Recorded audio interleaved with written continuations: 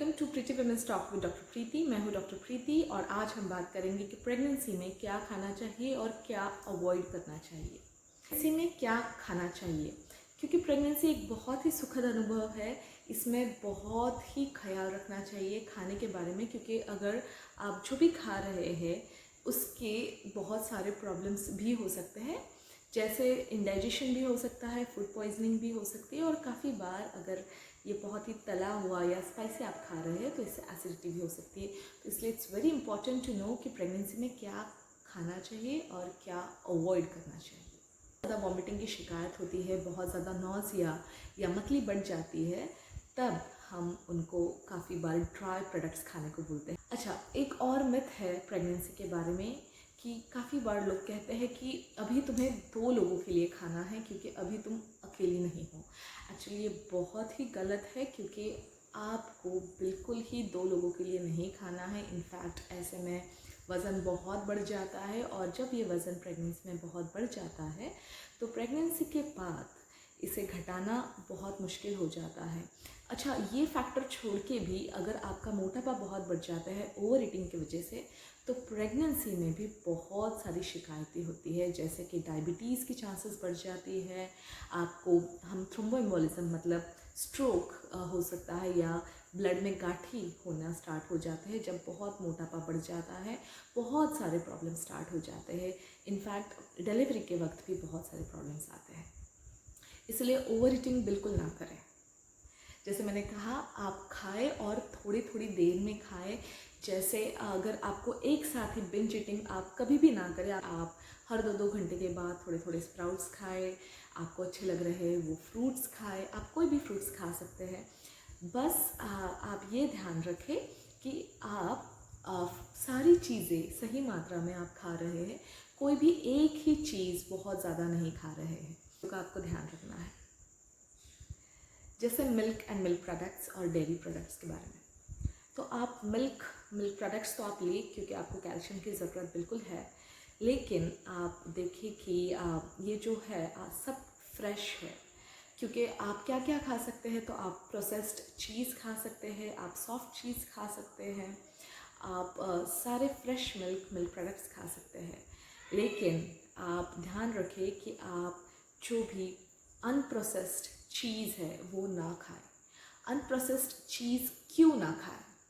Unprocessed चीज़ इसलिए ना खाएं क्योंकि इसमें एक बैक्टीरिया होता है जिस लिस्टेरिया, ये लिस्टेरियोसिस कर सकता है, जो आगे जाके मिसकैरेज और काफ़ी बार बेबी को भी पेट में होते वक्त, प्रेगनेंसी के वक्त भी बहुत सारे प्रॉब्लम्स क्रिएट कर सकता है। दूसरी बात आती है मीट के बारे में। तो जो लोग नॉनवेज खाते हैं उन लोगों ने नॉनवेज खाना अच्छा है, चिकन या पोल्ट्री, फिश आप खा सकते हैं, कोई प्रॉब्लम नहीं है। लेकिन आप देखें कि ये जो मीट आप खा रहे हैं, ये जो आप चिकन या फिश आप खा रहे हैं, ये सब बहुत ही अच्छे से कुक्ड है। कोई भी अंडर कुक्ड या कम बना हुआ खाना आप ना खाएं, स्पेसिफिकली मीट में या स्पेसिफिकली नॉनवेज खाते वक्त। तीसरी चीज़, आप अगर एग्स खा रहे हैं तो ये बहुत ही अच्छी बात है, क्योंकि एग्स बिल्कुल ही 100% प्रोटीन होता है। आप फ्रूट्स खाएं, आप वेजिटेबल्स खाएं, आप सलाद्स खाएं, बिल्कुल आपको जैसे जिस तरीके से अच्छा लग रहा है आप वैसे खाएं। बस ट्राई करें कि आप ये जो भी रॉ मटेरियल खा रहे हैं आप ये अच्छे से धो के खाएं। इम्पॉर्टेंट थिंग प्रेगनेंसी में क्या है कि अगर आपको इंडाइजेशन हो रहा है, आपको कोई भी इन्फेक्शन हो रहा है, तो आपको एंटीबायोटिक्स हम सब तरीके के नहीं दे सकते हैं। एंड द रीज़न इज़ कि जो भी एंटीबायोटिक है उन सब के कुछ ना कुछ साइड इफ़ेक्ट्स होते हैं, जो काफ़ी बार बेबी को भी हार्मफुल होते हैं। तो जितने कम हो सके उतने कम इन्फेक्शंस आप अगर होंगे आपको अगर प्रेगनेंसी में, तो उतना अच्छा है। बाहर का खाना बिल्कुल ही अवॉइड करें। आप कैफ़ीन को जितना अवॉइड कर सकते हैं आप करें। आपको अगर बहुत ही कैफ़ीन लेना है, अगर आपको चाय या कॉफ़ी के बगैर बिल्कुल ही नहीं आप दिन नहीं निकाल सकते हैं, आप बहुत इरिटेबल हो जाते हैं, तो एटलीस्ट आप स्पेसिफिक मात्रा है जो 200 मिलीग्राम्स तक ही कैफ़ीन का आप सेवन करें, मैक्सिमम 200 मिलीग्राम्स पर डे। तो कैफ़ीन आप जितना हो सकते हैं आप उतना अवॉइड करें। अल्कोहल बिल्कुल ही अवॉइड करें। जितना आप अल्कोहल अवॉइड करेंगे उतना यूज़फुल है, क्योंकि मैं बिल्कुल ही कहूँगी कि स्टॉप अल्कोहल, क्योंकि आप अल्कोहल के भी बहुत ही लेवल तक बेबीज़ में प्रॉब्लम्स दिखाए गए हैं। तो अगर आप अल्कोहल लेते हैं तो प्रेगनेंसी होते ही आप अल्कोहल अवॉइड करना स्टार्ट कर दें। कि हम कैफ़ीन अवॉइड कर रहे हैं तो हम हर्बल टी लेते हैं काफ़ी बार, क्योंकि इसमें कैफ़ीन नहीं होता है। तो ऐसे में हर्बल टी भी 4 कप से ज़्यादा ना ले एक दिन में, क्योंकि even everything in excess is harmful.